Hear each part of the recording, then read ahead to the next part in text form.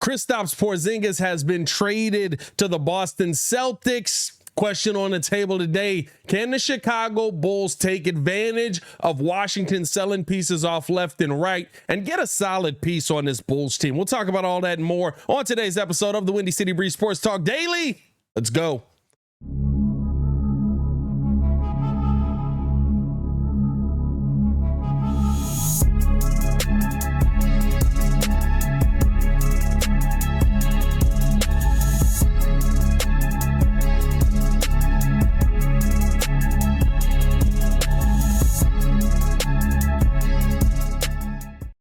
Now, if you are new to the channel, please like the video. Please subscribe to the page. We do talk Chicago sports daily on this channel. It's the only channel talk Chicago sports, how Chicago talk. So make sure you get in tune with us, man. No, for real. Get in tune with us, bro, because I swear it's like only 50% of y'all is out here subbed. Yeah, you know what I'm saying? Like, what y'all doing? Y'all just watching, enjoying the content, enjoying what you're seeing, but you're not hitting the subscribe button. Stop playing with your boy. Hit the button. Anyway, no, let's get it going, man. Let's get into this because Kristaps Porzingis was moved to the Boston Celtics today. Very interesting move. I like this move for the Celtics in general. I think this is a good addition for them. And I don't know about getting rid of Malcolm Brogdon in the whole thing, but I guess, right, like that didn't all work out. But at the end of the day, how does this affect the Chicago Bulls? How does this impact what the Chicago Bulls can do in the free agent and or draft market? And I think that's really kind of what you're looking at here, right? And biggest question with this team right now is not talent, it's cap space. You're trying to figure out a way to add to the team with a limited amount of cap space. Bulls only have about $8 million to spend. Realistically, we could have 12 if we start to go into the luxury tax and use the full mid-level exception, or right about 17 million if Jerry's just go out there and do everything that you want to do with the limited money that we have. $17 million on the books. The money is the biggest question mark with the Bulls. So a lot of the things that have been centered around the Bulls have been trade talks. And so you also have to look at kind of the fact that the Bulls have been reportedly putting out some feelers on DeMar DeRozan and Zach LaVine.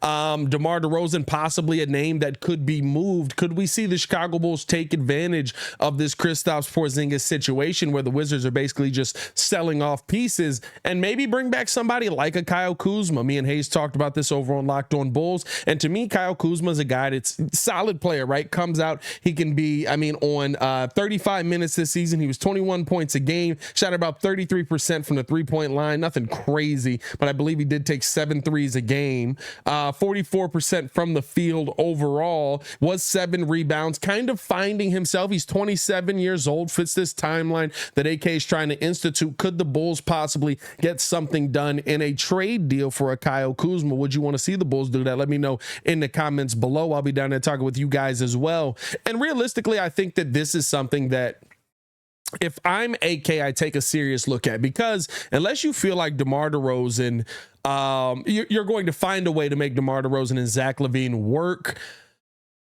in the next couple of seasons, you kind of are in a tough spot here where you have no draft capital to go out and possibly get the point guard of your future. You're sitting here looking at this team basically saying, are we going to run this entire thing back and see if we can piecemeal another point guard into the equation? And by the way, we're going to have to re-sign DeMar DeRozan and probably have a lot of these conversations mid-season. So I think that DeMar DeRozan right now, not because he's a bad player, but probably because he is a guy that can still go out and be a scorer and still is willing to be on the market. Could he be a piece that the Bulls are looking to move for Kyle Kuzma? You get Kyle Kuzma on an opt-in sign and trade type of deal, right? He's already opted out of his deal, but a sign and trade type deal where you end up moving him basically for DeMar's money. You add a younger piece to this team.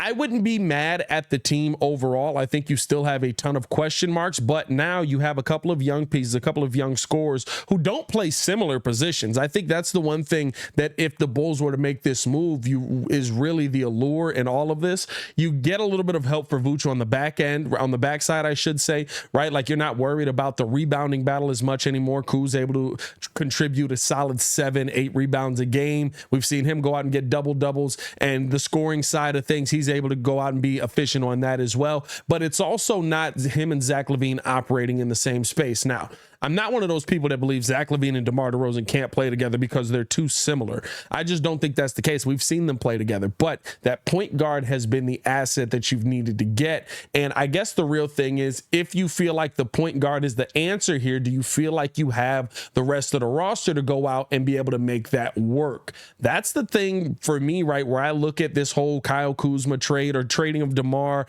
to any team at this point, and I'm saying, okay, yes, I like having DeMar here. I want to have DeMar with Zach LaVine, but if I don't have DeMar with, or if I don't have that point that kind of puts these guys in the right order, puts them in the right spots, is allowing them to be the players they're supposed to be and not the point guard half the time bringing the ball up themselves. If I don't have that player in place, do I have enough talent on this team?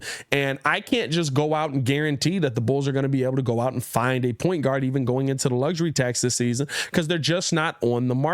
Now, here is an interesting caveat into all of this, because this is about, by the way, let me know if you guys would do Kuz. I think that Kuz could work here. I guess I should finish this point out. I do think Kuz could work here. I think Kuz could be a nice piece for the Chicago Bulls this season. I think that him and Zach LaVine would have a nice dynamic together. I think that him and Vooch would have a nice dynamic together. The other thing with all of this is you now allow Patrick Williams to be able to play the three. You've got a lineup that has a lot of length in it. Defensively, yeah, I mean, but I guess at this point, right, you got defenders on your bench that maybe you can plug in there, right? Alex Caruso's still on the team in this situation. There's a lot of pieces around Kyle Kuzma coming back that get more opportunity in this situation. So you kind of have to weigh it out in that sense. Let me know if you guys would be interested in that as well. The other way that the Chicago Bulls benefit, though, by Kristaps Porzingis being moved is Malcolm Brogdon ends up getting moved to the Clippers. Question marks on, is he the starting PG on that team? I have said this a ton of times. Malcolm Brogdon is a on-ball player. When he was in Indiana and he was dominant, he was on the ball. Boston tried to make him an off-ball player. Indiana had tried to make him an off-ball player, very similar to what Karis LeVert had going on when he went over to Cleveland. Now, Malcolm Brogdon did play a ton on ball as well in Boston, but he was, they were trying to kind of work him in to the system. Does he go over there to be the starting point guard on that team? Which means, does that mean Russell Westbrook is available?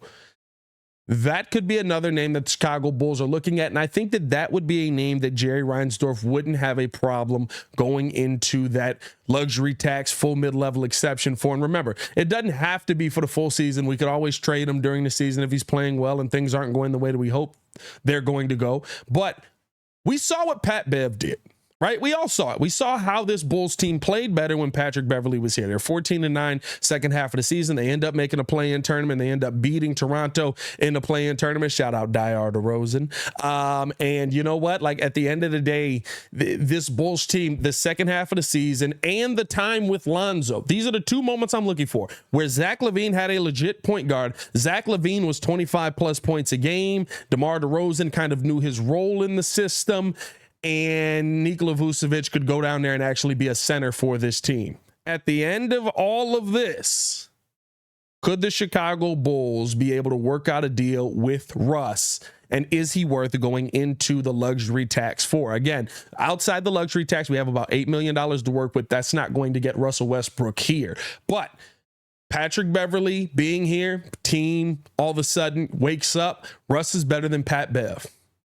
And Russ is in a point in his career where, if you've watched him kind of on the last couple of teams he's been a part of, where he is a guy who is okay facilitating the ball to other players and allowing them to make plays. He's okay allowing Zach LaVine to go off and cook. He's okay allowing DeMar DeRozan to go off and cook. He's just there to set it up. I watched him when he was with Paul George and them, right? Out with the Clippers. I loved how he moved with Paul George. Boom, let's make this. It's your world. I'm just trying to get in where I can. Okay, now I'm going to attack the bucket, make a lay. All right, now back out. Boom. Right? Like, I get a lot of people have these concerns with, oh, but sometimes he turns the basketball over too much. I'm gonna be honest with you, with where this team is, you're in a rock and a hard place. You really don't have a ton of options.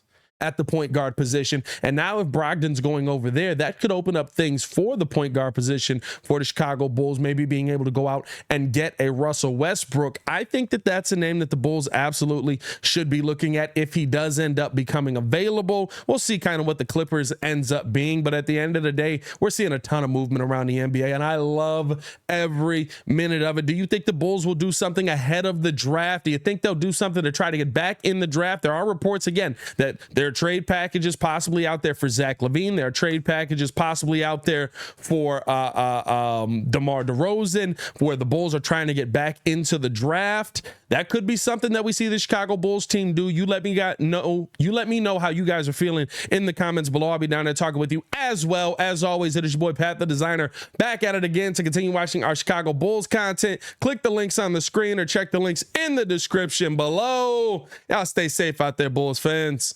Peace.